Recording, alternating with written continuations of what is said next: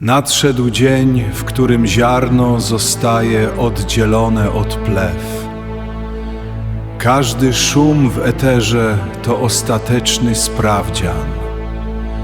Czy to urządzenie jest zdolne przetrwać próbę, czy jest tylko martwym plastikiem? Jako surowy sędzia nie znam litości. Rozpocznijmy sąd.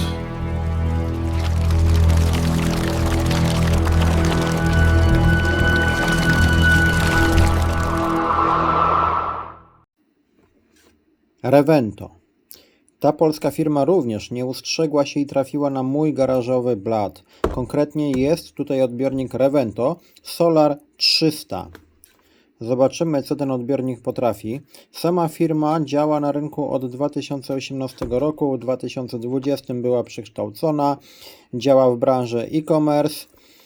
Jak ktoś chce poszukać więcej informacji na ich temat, to jest internet, można szukać. Mnie, szczerze powiem, firma nie interesuje. Interesuje mnie to, co jest w stanie mi ona tutaj dostarczyć. A póki co mam takie pudełko, nie od nich. Sam kupiłem, żeby nie było. Patrzcie na to. To mnie bardzo fascynuje. Dlaczego nazwa modelu jest wymieniona w 1000 językach? Revento Solar 300 Emergency Solar Radio. W ogóle to Regento to tak brzmi jakby po włosku trochę. Jest oczywiście marketingowo na pudełku. Czy ja jestem nastawiony na nie, jeżeli chodzi o ten odbiornik radiowy? Oczywiście, że nie. Warto tutaj również wspomnieć o tym, że jest to importer. Skąd jest importowane, no to każdy, myślę, doskonale wie. A ja tymczasem przechodzę do unboxingu. Zobaczymy, co my tutaj takiego mamy. Kartonik jest już pusty, możemy go odłożyć. Tutaj nam wyleciał przewód USB 30 cm długości. Jak widzicie, jest już USB typu C, bardzo fajnie. I jeżeli chodzi o akcesoria, to już więcej nic nie zobaczycie. W plastikowym blistrze, wytłoczce znajduje się jeszcze tylko instrukcja obsługi. Jak tego radia należy używać? Szczerze powiem, do takich odbiorników nie ma sensu, żeby producent dawał instrukcję obsługi, no chyba że na rynek amerykański, bo tam różnie jest, jeżeli chodzi o pojmowanie pewnych kwestii. No ale jeżeli właśnie do czynienia mamy z takim prostym radiem, no to nie wiem, po co tutaj instrukcja. Proszę bardzo, można sobie przeczytać specyfikację, zapoznać się z nią, a my tymczasem zapoznamy się z samym odbiornikiem. Radio awaryjne, tak jak widzicie. To jest radio, które według mnie ma kilka plusów, ale również niektóre rzeczy są dla mnie dziwne. Najbardziej ciekawi mnie kwestia odbioru. Zobaczymy, jak będzie pod tym względem. Tutaj mamy połączenie dość ciekawe, ponieważ takiego półmatowego plastiku w srebrnym, co ja gadam, w szarym kolorze z taką zielenią. Również dość ciekawy kolor. Fajnie to wygląda i to jest właśnie błyszczące. Te wstawki są błyszczące. Tutaj proszę bardzo mamy latarkę. Będzie kilka trybów świecenia. U góry znajduje się panel solarny. Bardzo duży. Duży jest ten panel solarny.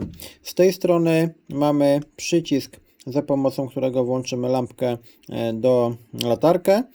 Jest tutaj również antenka. O, tutaj ona się znajduje. Tutaj włączymy sobie lampkę do czytania.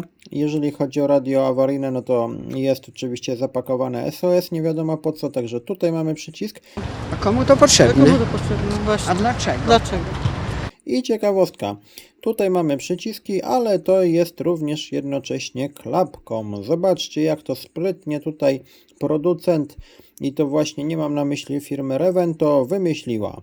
Jest gniazdo USB typu C, jest również tutaj USB-A, to zwykłe, także możemy naładować jakieś inne urządzenie z powerbanka, który jest umieszczony wewnątrz, z akumulatora 5000 mAh. Od spodu, proszę bardzo, jest korbka. Zaraz tą korbką sobie zakręcimy. Elegancko Wszystko tutaj bardzo fajnie działa, to mi się podoba. Podoba mi się też umiejscowienie tutaj tego przełącznika. On odpowiada za to, czy chcemy korzystać z akumulatora umieszczonego wewnątrz, czy może z baterii w formacie 3x A i tych baterii jest również 3. A powiecie, a gdzie te baterie się umieszcza? O, patrz ta, kolejny panel solarny. No właśnie, kolejny panel solarny, który możemy podnieść i tutaj jest mega ciekawostka, ponieważ pod tym panelem mamy lampkę do czytania i jest klapka. Jest klapka. Trochę ciężko ją otworzyć, ale udało się i tu montujemy nasze 3 ogniwa. Bardzo fajnie jest to rozwiązane. Już na tym etapie mogę to radio za to pochwalić. Fajna konstrukcja, podoba mi się to, po prostu mi się to podoba i widzicie, podnosimy sobie tutaj nasz panel i dodatkowo ten jest właśnie wspomagany tutaj przez ten duży panel, no praktycznie ten panel jest wielkości jak tutaj dwa takie, także no naprawdę jest konkretnie. Włączymy sobie lampkę.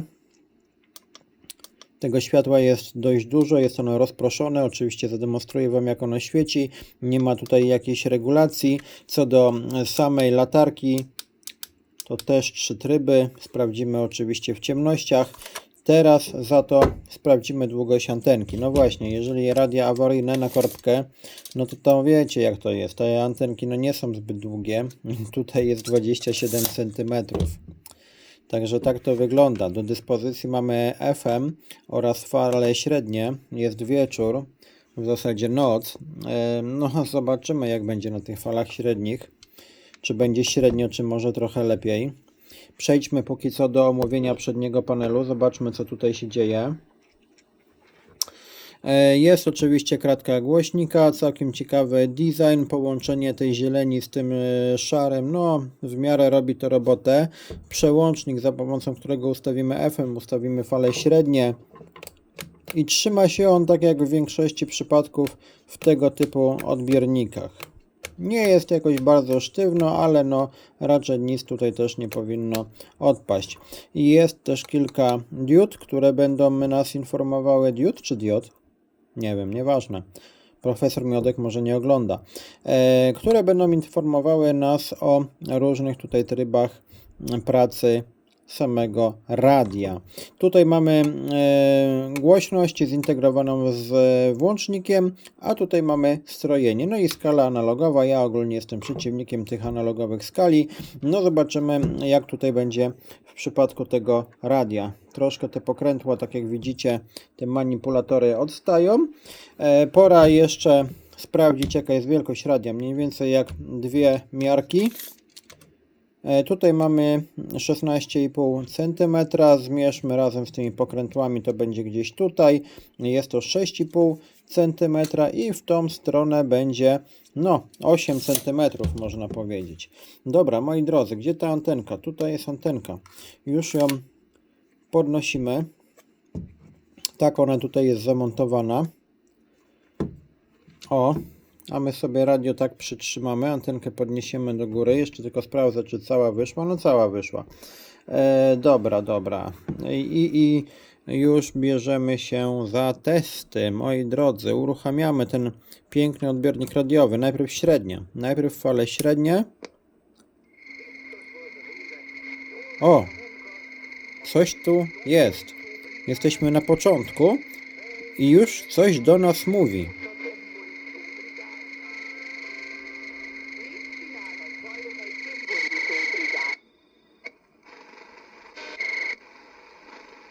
I już, skończyło się.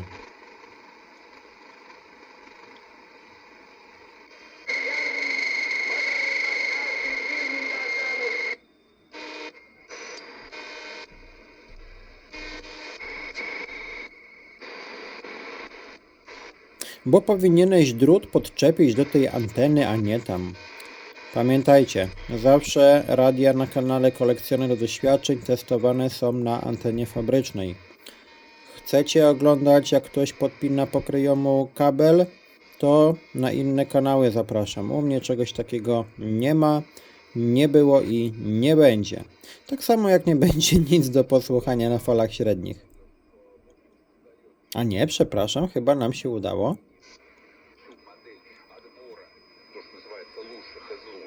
Zrobiłem maksymalnie głośno, ale jakoś nie słychać.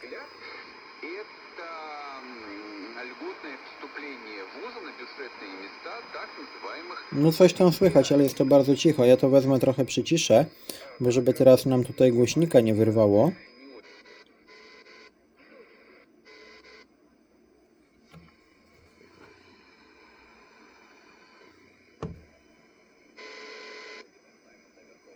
Bardzo cichy dźwięk.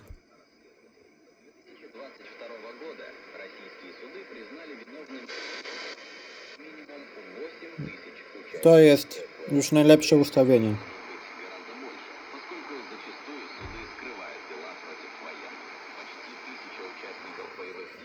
Postaram się, jeżeli będzie kiepski dźwięk na nagraniu, to postaram się to jakoś podbić. Ale w związku z tym, że są tutaj szumy jeszcze, no to nie wiem, jak wyjdzie z usuwaniem tego. No zobaczymy. Koniec. Skala bardzo fajnie, nie ma luzu. Pod tym względem nie ma tutaj do czego się przyczepić. Wskakujemy na FM.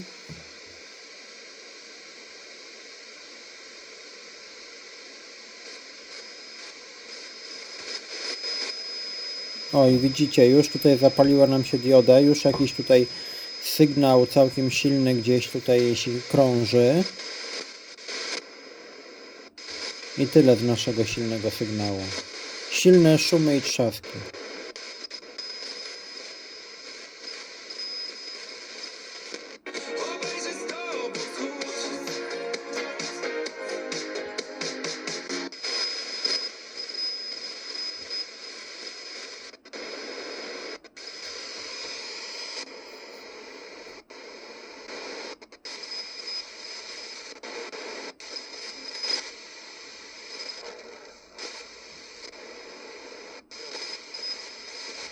Jakieś strzępy no docierają, ale sami widzicie. Z jednej strony zaproszenia na fenomenalny koncert jazzowy do warszawskiego klubu Jasmine, a z drugiej strony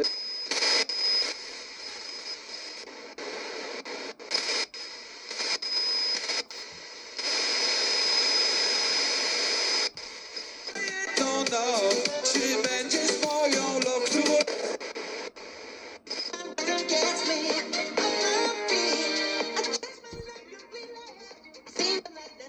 Organizowanych przez siebie, ze względu na to, że zawsze zakładał jakiś budżet właśnie instrumentów.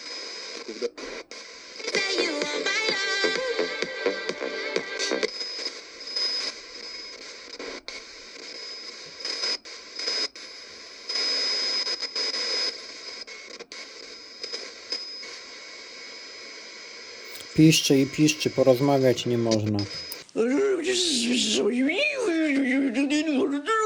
Dobra, to by było tyle, jeżeli chodzi o kwestię odbioru tego radia. No wiecie, jak to u mnie jest. Tutaj zwracam się do osób, które oglądają mnie dłużej, mniej więcej od 98, no to u mnie zaczyna się dość duże życie na skali, dlatego tych rozgłośni radiowych no złapało się tutaj więcej. Początek za to bardzo tragiczny, inne radia, oczywiście normalne radia łapią mnie bardzo fajnie, a tutaj no ten początek tej skali no był taki jaki był, a raczej go nie było wcale. Radio już mamy wyłączone. Chciałbym, żebyśmy teraz pobawili się nieco latarkami. Zobaczymy, jak to tutaj wszystko nam świeci. Podoba mi się rozwiązanie z tym panelem. Powiem wam, kurczę, to naprawdę jest fajne. Dobra, uruchomimy to sobie. Teraz tak, tego światła troszkę jest za dużo. Już tutaj to wtyczkę wyciągam, proszę bardzo, i postawimy może radio o tutaj. No i elegancko przestrzeń jest oświetlona. Myślę, że bez problemu o jakiś fragment mapy, kartkę A4 jesteśmy w stanie położyć i wszystko będzie elegancko widoczne. Tutaj sięgnę jeszcze po tą instrukcję. Ładnie wszystko oświetlone, ta czcionka jest widoczna, jestem w stanie wszystko odczytać, także to jest na plus, to mi się podoba. Teraz patrzymy się na moje drzwi garażowe. Jesteśmy tradycyjnie w odległości około 4 metrów. Wielu stałych widzów na pewno zauważyło, że mamy znacznie większy tutaj kąt widzenia. A i owszem, ponieważ sprzęt do nagrywania jest nowy, także umożliwia on mi tutaj właśnie lepsze nagranie materiału. Jak widzicie, jest tutaj dość potężny krąg tego światła. Na samym środku mamy charakterystyczny spot. Umiejscowienie tego przycisku od uruchamiania latarki jest trochę dla mnie nieintuicyjne, ponieważ chciałbym gdzieś od góry tutaj nacisnąć, a tak to macam go tutaj właśnie gdzieś w okolicy anteny. Mamy kolejny tryb, światło rozproszone. Jak widzicie, wszystko jest elegancko równo. Nie ma miejsc ciemniejszych i jaśniejszych. Dużo, naprawdę dużo jest tego światła. Ja muszę tak latarkę bokiem praktycznie trzymać, żeby tutaj już właśnie to światło nam się kończyło, że tak powiem. I tutaj jest trzeci tryb, połączenie pierwszego i drugiego. Zawsze się zastanawiam, po co ten trzeci tryb montują. No bo tak, jeszcze raz, pierwszy tryb, proszę bardzo, no to wiadomo, idziemy gdzieś tam w teren, prawda, główne źródło światła, elegancko nam tutaj wszystko oświetla, tak, ewentualnie jakieś detale możemy sięgnąć sobie tym spotem na środku, tutaj o, kawałek styropianu mi odpadło i wisi klej, trzeba będzie naprawić, no bo jakże to tak, a drugi tryb, no to powiedzmy w pomieszczeniu, w namiocie światło rozproszone, nie razi nas w oczy, jest ono bardzo przyjemne. Powiedziałbym, że jest ono nawet delikatnie ciepłe, to światło, także dla mnie fajnie, bo ja lubię ciepłe światło. No ale po co właśnie to łączyć, to naprawdę nie wiem. Jeszcze raz, pierwszy tryb i widzicie, ten jest cieplejszy. Na białym kolorze to dobrze widać. Jedziemy na podsumowanie. Zapraszam. Podsumowanie zaczniemy od tego, że najprawdopodobniej wielu z Was pomyślało sobie, że od samego początku jestem negatywnie nastawiony do firmy Revento, do polskiego importera.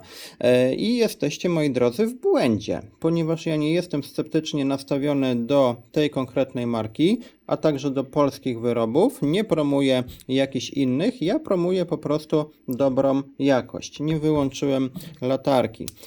Promuję dobrą jakość i chciałbym, żeby właśnie takie produkty trafiały na nasz rynek. Czy to konkretne radio Solar 300 jest radiem dobrym? I tak, i nie. Pamiętajcie, rozpatrujemy je w kategorii radia awaryjnego, czyli oprócz samego odbioru ono musi dostarczyć nam kilka kluczowych narzędzi. Musi mieć tak, powerbank, no jest, musi mieć panel solarny i tutaj duży naprawdę plus za to, jak wygląda panel solarny. To rozwiązanie bardzo, ale to bardzo mi się podoba i aż chciałoby się, żeby te 5000 mAh w połączeniu z takim panelem solarnym zostało zamienione na 8, na 10. 10, no myślę, że w tą obudowę maksymalnie moglibyśmy tutaj zapakować, byłoby naprawdę bardzo dobrze. Także szkoda, że jest to tylko 5000 mAh, bo w tych czasach jest to no naprawdę mało, ale wciąż to jest. Podoba mi się również rozwiązanie, że mamy tutaj możliwość zamontowania dodatkowych ogniw. Bardzo fajnie producent, nie importer, jeszcze raz podkreślę, bardzo fajnie producent to tutaj rozwiązał, że ta klapka znajduje się właśnie w tym miejscu.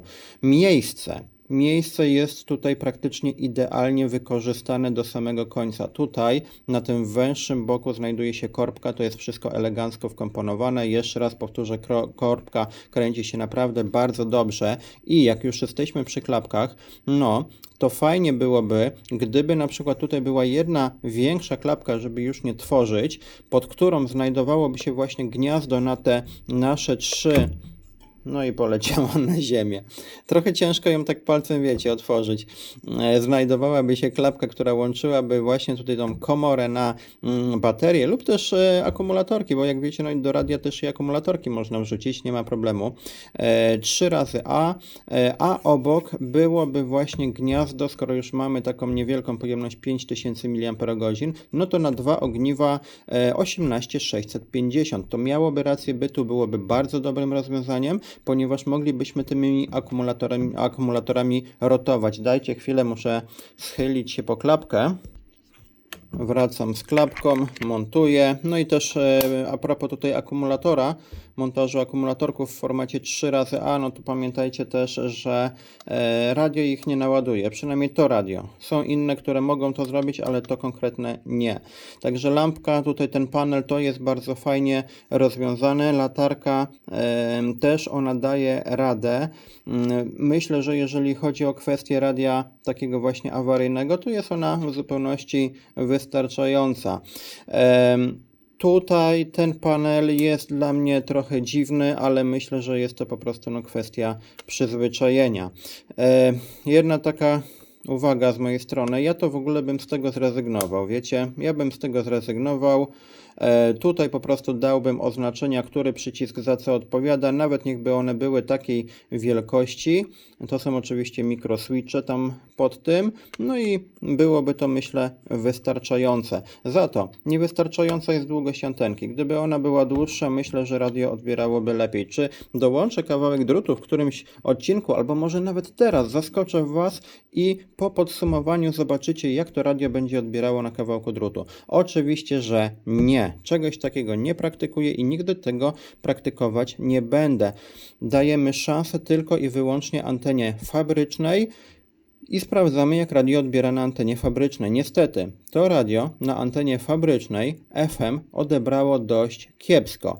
Mile zaskoczyło mnie to, że mniej więcej tam właśnie od 98 mega, no to tam już stacje wskakiwały. Początek był trochę kiepski, szkoda, ale no bardzo mile byłem zaskoczony falami średnimi. Szczerze powiem, nie spodziewałem się, bo myślałem, że to będzie kolejny no-name brandowany, który będzie nam tutaj jako tako grał i imitował radio awaryjne. To nie jest jedyne radio awaryjne też od firmy Revento, które możecie kupić na rynku. Widziałem jeszcze jeden model, jak dobrze pamiętam. Czy się ono pojawi na kanale? Chyba nie, wiecie, ponieważ jest zbyt mało rzeczy, które różnią te dwa odbiorniki. A może się pojawi? Nigdy nic nie wiadomo. Zobaczymy, jak to będzie. Na ten moment temu konkretnemu odbiornikowi Revento w skali powiedzmy takiej szkolnej do 6 dałbym takie mocne 3 z plusem. 3 z plusem bym dał, ponieważ widzę tutaj potencjał, ale jest też sporo rzeczy do poprawy. Skala analogowa to kolejna rzecz, na której chciałbym się zatrzymać. Ja sobie oczywiście zdaję sprawę z tego, że wyprodukowanie takiego radia jest tańsze niż w momencie, gdybyśmy mieli tutaj wyświetlacz, ale no nie oszukujmy się. To i tak nie kosztuje majątku. Myślę, że większość użytkowników wolałaby dopłacić za ten wyświetlacz, mieć tam informacje jakieś normalne, konkretne, nie jakąś diodę, która sygnalizuje nam poziom naładowania akumulatora, tylko mieć to wzorowane na wyświetlaczu i przede wszystkim wiedzieć konkretnie, jakiej częstotliwości słuchamy. Dodatkowo doszłaby nam na przykład funkcja alarmu. Godzina. Można by to nieco rozbudować. Wtedy naprawdę robiłoby to już się z tego fajne radio. No ale tak już naprawdę kończąc, to pierwsze co, no to pomyślałbym o wydłużeniu antenki. Myślę, że to by tutaj pomogło. Także to tyle z mojej strony. Było to radio Revento Solar 300. Bardzo ciekawa konstrukcja.